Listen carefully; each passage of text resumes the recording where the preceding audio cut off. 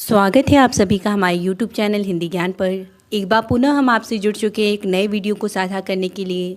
आज का जो हमारा वीडियो है वह क्लास 10th यूपी बोर्ड के छात्रों के हिंदी पाठ्य पुस्तक में संकलित संस्कृत खंड का पहला अध्याय वाराणसी अर्थात बनारस।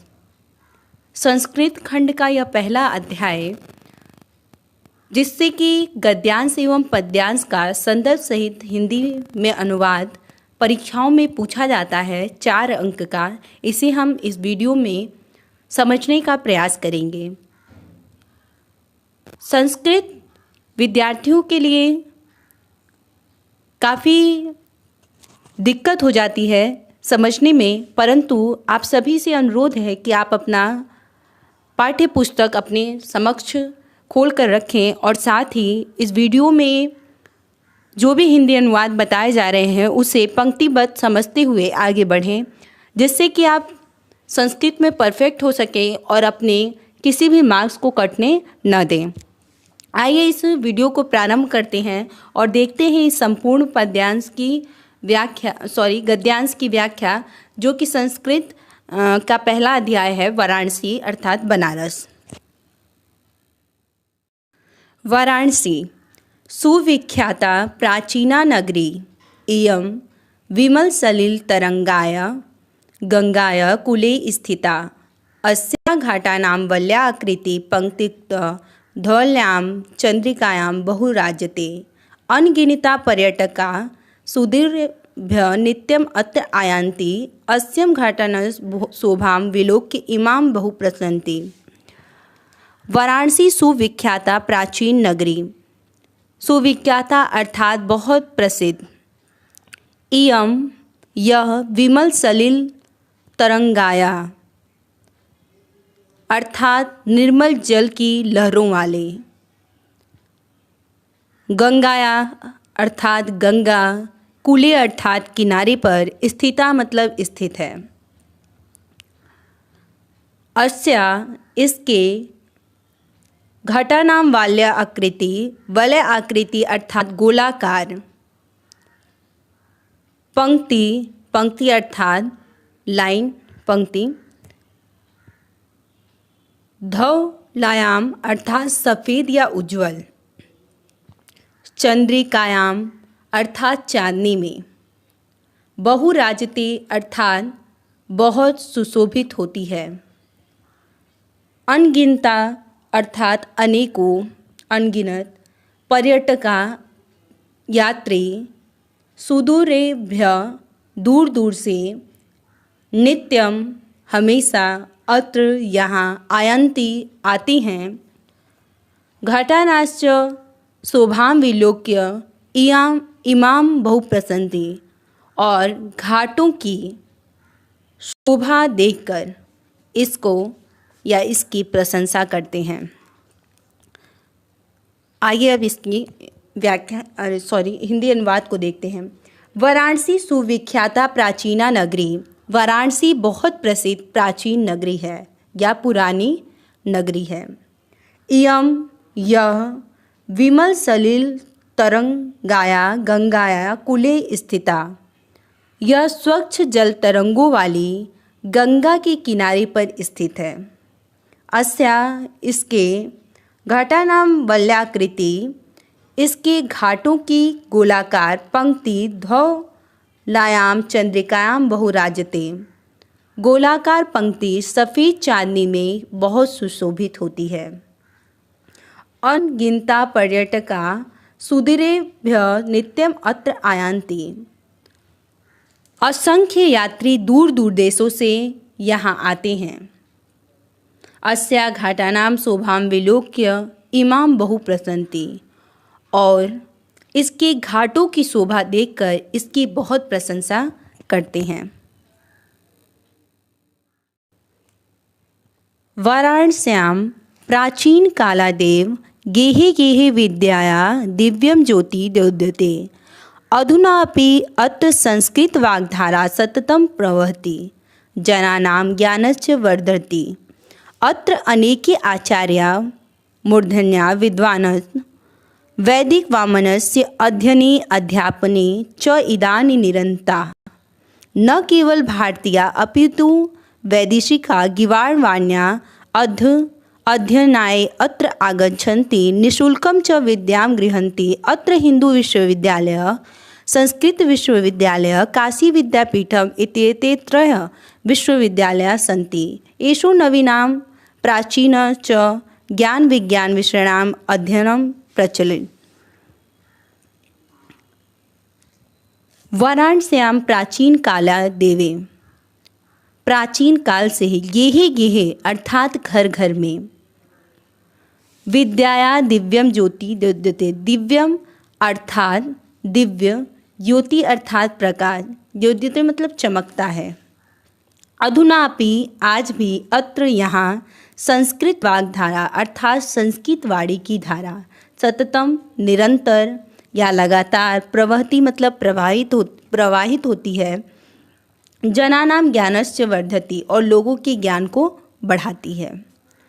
अत्र अनेके आचार्य मूर्धन्य विद्वान वैदिक वामनस्य अध्ययने अध्यापने च गृह्णन्ति।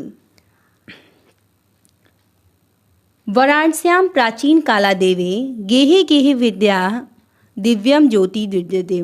वाराणसी में प्राचीन काल से घर घर में विद्या का दिव्य प्रकाश चमक रहा है, चमक रहा है। अधुनापि अत्र संस्कृत वाग्धारा सततम प्रवहति, इस समय भी यहाँ संस्कृत वाणी की धारा निरंतर बहती है। जनानाम ज्ञानस्य वर्धति और लोगों के ज्ञान को बढ़ाती है। अत्र अनेके आचार्य, यहाँ अनेक श्रेष्ठ आचार्य, मूर्धन्या विद्वान वैदिक साहित्य के अध्ययने अध्यापने च इदानीं निरता, अध्ययन अध्यापन में इस समय लगे हुए हैं। न केवलम भारतीय, निरंतर अध्ययन में लगे हुए हैं, अध्यापन में। न केवलम भारतीय, न केवल भारतीय ही अपितु बल्कि वैदेशिका विदेशी गीर्वाणवाण्याम् अध्ययनाय अत्र आगच्छन्ति। गीर्वाणवाण्या अर्थात संस्कृत भाषा के न केवल भारतीय ही बल्कि विदेशी लोग भी संस्कृत के अध्ययन के लिए यहाँ आते हैं। निःशुल्कम च विद्यां गृह्णन्ति और बिना किसी शुल्क के विद्या ग्रहण करते हैं। अत्र हिंदू विश्वविद्यालय, यहाँ हिंदू विश्वविद्यालय, संस्कृत विश्वविद्यालय, काशी विद्यापीठम इत्येत्रय विश्वविद्यालय सन्ति। संस्कृत विश्वविद्यालय तथा काशी विद्यापीठ ये 3 विश्वविद्यालय हैं। येषु जिनमें नवीन प्राचीनाश्च ज्ञान विज्ञान विषयाणाम् अध्ययनं प्रचलति, जिनमें नवीन और प्राचीन ज्ञान विज्ञान के विषयों का अध्ययन चलता है।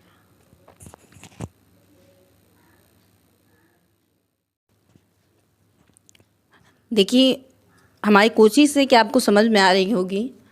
थोड़ी सी संस्कृत जो कि पढ़ने में थोड़ा सा दिक्कत होता है, तो आप उसे आई थिंक अंडरस्टूड है आपके लिए, तो कृपया उस परेशानी को इग्नोर करते हुए आप अपनी पुस्तक लेकर बैठें और समझने का प्रयास करें। हमारा जो प्रयास है आपको बेहतर देने का, आई थिंक कि आप उसको अच्छे से प्राप्त कर रहे होंगे। आइए आगे अगली पंक्तियों को देखते हैं कि क्या है। एषा नगरी भारतीय संस्कृते संस्कृत भाषाया च केंद्र स्थलम अस्ति। इत एव संस्कृत वामनस्य संस्कृतेश्च आलोक सर्वत्र प्रसिद्ध। मुगल युवराज दारासिको अत्रागत्य भारतीय दर्शन शास्त्राणाम् अध्ययन अकरोत्। स तेषां ज्ञानेन तथा प्रभावितः अभवत्। यत् 3 उपनिषदाम् अनुवादः पारसी भाषायां कारित। एषा नगरी भारतीय संस्कृते संस्कृत भाषायाश्च केंद्रस्थलम् अस्ति। यह नगरी भारतीय संस्कृति और संस्कृत भाषा का केंद्र स्थल है।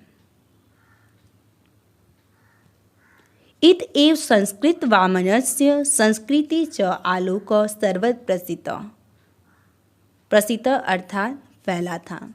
यहीं से संस्कृत साहित्य और संस्कृति का प्रकाश सब जगह फैला था। मुगल युवराज दारासिको अत्रागत्य यहाँ आकर भारतीय दर्शन शास्त्राणाम अध्ययन अकरोत्। भारतीय दर्शन शास्त्रों का अध्ययन किया। स तेषां ज्ञानेन तथा प्रभावित अभवत्। तथा वह के ज्ञान से ऐसा प्रभावित हुआ कि यत् तेन उपनिषदाम अनुवाद पारसी भाषायां कारित। उसने उपनिषदों का अनुवाद फारसी भाषा में कराया। इयं नगरी विविध धर्माणां संगम स्थली। महात्मा बुद्ध, तीर्थंकर, पार्श्वनाथ, शंकराचार्य, कबीर, गोस्वामी तुलसीदास, अन्ये च बहवः महात्मा अत्रागत्य स्वीयान् विचारान् प्रसारयन्। न केवलं दर्शने साहित्ये धर्मे अपि तु कलाक्षेत्रे अपि इयं नगरी विविधां कलानां शिल्पनाश्च कृते लोके विश्रुता। अत्रत्या कौशेशाटिका देशे देशे सर्वत्र स्पृह्यन्ते। अत्रत्या प्रसिद्धतरमूर्तयः प्रतिथा। इयं निजां प्राचीनपरम्पराम् इदानीमपि परिपालयति। तथैव गीयते कविभिः। इयं नगरी विविध धर्माणां संगम स्थली। यह नगरी अनेक धर्मों के मिलन का स्थान है। महात्मा बुद्ध, तीर्थंकर, पार्श्वनाथ, शंकराचार्य, कबीर, गोस्वामी तुलसीदास, अन्ये च बहवः तथा अन्य बहुत से महात्माओं ने अत्रागत्य यहाँ आकर स्वीयान् विचारान् प्रसारयन्, अपने विचारों को फैलाया। न केवल दर्शन साहित्ये धर्मे अपि तु कलाक्षेत्रे इयं नगरी विविधां कलानां शिल्पानां कृते लोके विश्रुता। न केवल दर्शन साहित्य और धर्म में ही बल्कि कला के क्षेत्र में भी यह नगरी अनेक कलाओं और शिल्पों के लिए लोक में प्रसिद्ध है। अत्रत्या यहाँ की कौशेशाटिका रेशमी साड़ियाँ देशे देशे सर्वत्र स्पृह्यन्ते। देश विदेश में सब जगह चाही जाती है। अत्रत्या प्रस्तर मूर्तियाँ प्रतिथा। यहाँ की पत्थर की मूर्तियाँ प्रसिद्ध हैं। इयं निजाम प्राचीन परंपरा इदानीमपि परिपाल्यते। यह इस समय भी अपनी प्राचीन परंपरा का पालन कर रही है। तथैव गीयते कविभिः। कवियों ने इसका वर्णन अपनी कविताओं में किया है। मरणं मंगलम यत्र विभूतिश्च विभूषणम, कौपीनम यत्र कौशेयम सा काशी केन म्रियते। कौशेयम अर्थात रेशमी, म्रियते अर्थात मापी जा सकती है, मंगलम अर्थात कल्याणकारी, विभूषणम अर्थात आभूषण। मरणम मंगलम यत्र, जहाँ मरना भी कल्याणकारी है। विभूतिश्च विभूषणम, जहाँ भस्म भी आभूषण है। कौपीनम यत्र कौशेयम सा काशी केन म्रियते, जहाँ कौपीन भी रेशमी होती है उस काशी को किससे मापा जा सकता है, अर्थात उस काशी की तुलना किससे की जा सकती है। आज के लिए बस इतना ही। हम पुनः जुड़ेंगे आपसे संस्कृत खंड के अगले अध्याय को लेकर। तब तक के लिए अगर आपको हमारा वीडियो अच्छा लगता है, हमारा यह प्रयास अच्छा लगता है, तो कृपया आप हमारे वीडियो को लाइक करें और ज़्यादा से ज़्यादा अपने दोस्तों रिश्तेदारों के साथ साझा करें, जिससे कि आपके द्वारा हमें सपोर्ट मिलता रहे। जय हिंद, महादेव।